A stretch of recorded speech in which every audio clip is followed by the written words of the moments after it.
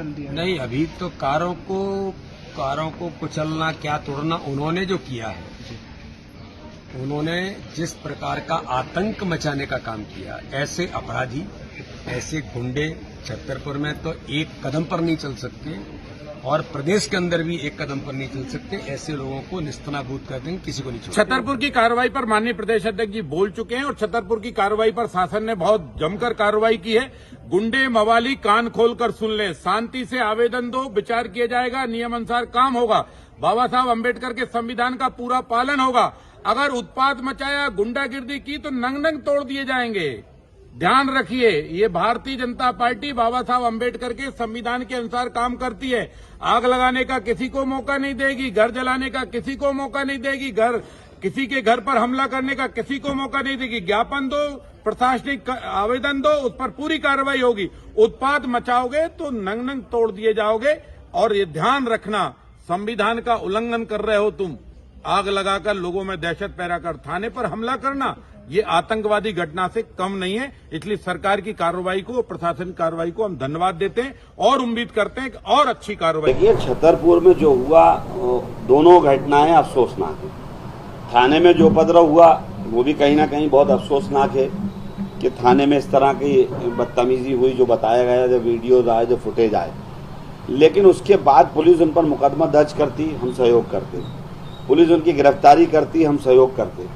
Police वहां पर इस तरह का माहौल पैदा कर दिया कि जो उससे ज्यादा उपद्रवी से ज्यादा माहौल पुलिस ने खराब कर दिया कि अगर इस तरह हो गया। और उसके बाद एक मकान को, दूसरे मकान को एक टारगेट किया, 20,000 स्क्वायर फीट का बना हुआ मकान जिसकी अनुमति है, बैंक से लोन है, तमाम उसकी परमिशन है, उसको बिना कारण तोड़ दिया। और देखिए जिस तरह से फुटेज है कि गाड़ियाँ खड़ी हैं, गाड़ियाँ अभी हटाने का मौका नहीं दिया। तो ये तो बिल्कुल संविधान का खुला मजाक है और इस पर मेरे को बहुत अफसोस हुआ। और मैंने कल चीफ मिनिस्टर साहब से बात करना चाहिए, लेकिन उनके यहाँ कॉल पे बात हो नहीं पाई, समय दे नहीं रहा। चीफ सेक्रेटरी और डीजीपी का ये हाल है कि ऐसे मामलों में उनके यहाँ से जब भी जवाब मांगा गया है कि हम लोग मिलना चाहते हैं, आना चाहते हैं, बात करना चाहते हैं, तो ना कोई रिप्लाई होता है, ना कोई बात करने को तैयार है। तो ये प्रदेश संविधान के दायरे से चल रहा है या किधर चल रहा है समझ में नहीं आ रहा। और मैं तो कांग्रेस के नेताओं को भी कहूँगा, जीतू पटवारी जी को और उमंग सिंगार को, कि उनको तत्काल आगे आना चाहिए।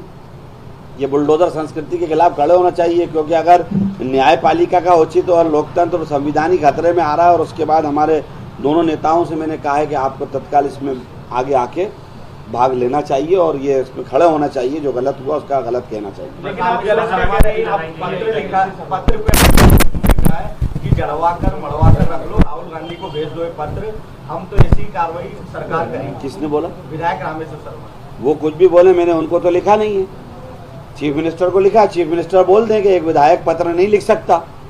ये शब्द जो वो विधायक जी कह रहे हैं वो चीफ मिनिस्टर कह दें, चीफ मिनिस्टर कह दें, चीफ सेक्रेटरी कह दें, डीजीपी कह दें, फिर उसका जवाब हम देंगे। मस्जिदों के बाहर आज अधिकारियों की ड्यूटी लगा दी गई है पूरे क्षेत्र में। आज वहाँ पर थोड़ी स्थिति अप्रिय है, तो मस्जिदों के आसपास ड्रोन भी लगाए गए, भारी पुलिस बल तैनात है। नहीं, देखिए, हम तो कह रहे हैं मस्जिद के पास भी लगाओ, अंदर भी लगा दो। हम तो पूरी मस्जिदों के अंदर खुद सबको आमंत्रण कह रहे हैं कि हाँ हमारी मस्जिदों में अंदर आके बैठ जाओ, देखो हमारी मस्जिद में होता क्या, कितना शांति का पाठ होता है वो भी देख लो। लेकिन जो तांडव किया गया उस तांडव का तो जवाब दो, जो मकान ध्वस्त किया गया है उसका जवाब दो। इस तरह थोड़ी ना होगा कि संविधान की पूरी धज्जियां उड़ा दो, देश बर्बाद कर रहा हो। ये देश को हमारे बुजुर्गों ने भी आजाद कराया है, खून पसीना बहाया, इस तरह थोड़ी ना बर्बाद होने देंगे। अरे भाई, आप कह रहे हैं कि कांग्रेस के नेताओं को भी आगे आना चाहिए। भिंड में हमने देखा था कि गोविंद सिंह के खिलाफ कार्रवाई करने की तैयारी थी, तो पूरा तमाम कांग्रेस के नेता ऊपर से लेकर नीचे तक के वहां पर धरना प्रदर्शन और सब कुछ हुआ।